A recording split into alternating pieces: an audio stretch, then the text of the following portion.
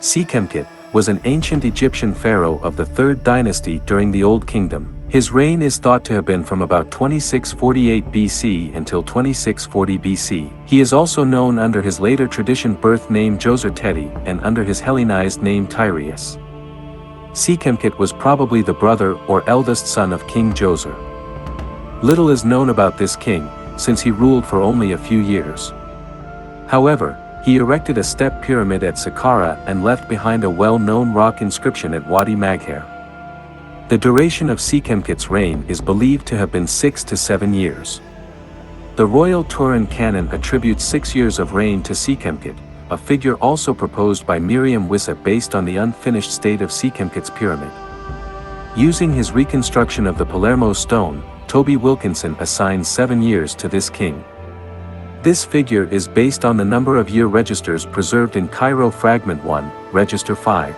Wilkinson states that this figure is fairly certain, since the titulary begins immediately after the dividing line, marking the change of reign. Similarly, the historian Manetho lists Sekhemkhet under the name of Tyreis and indicates that he reigned for 7 years. Nabil Swelim, by contrast, proposed a reign of 19 years, because he believed that Sekhemkhet might be the Tosertasis mentioned by Manetho. However, such a long reign is at odds with the unfinished state of the buried pyramid, and this view is generally rejected by Egyptologists.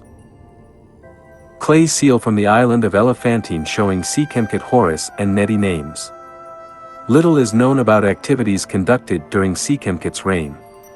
The only preserved documents showing Sekhemkhet are 2 rock inscriptions at Wadi Maghareh in the Sinai Peninsula.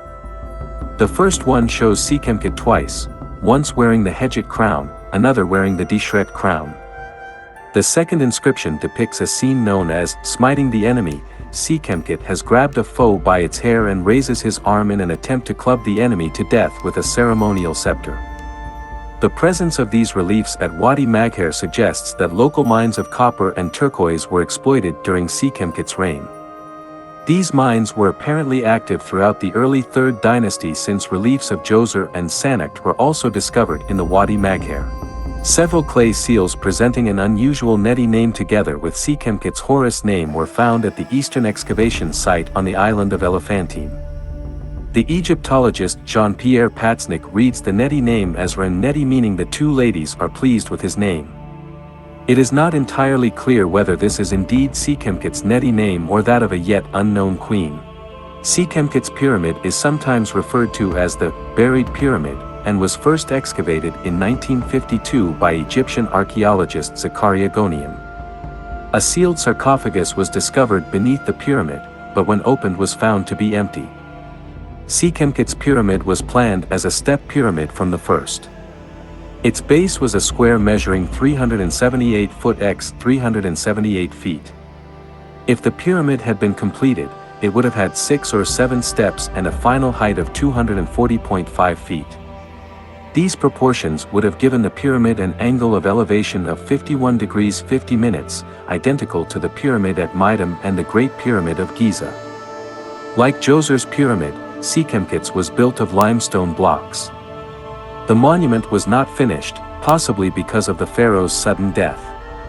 Only the first step of the pyramid was completed, leaving a monument in the shape of a large square mastaba.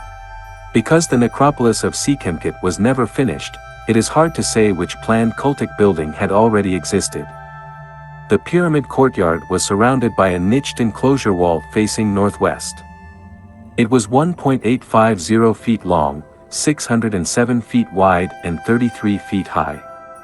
The only archaeologically preserved cultic building is the southern tomb.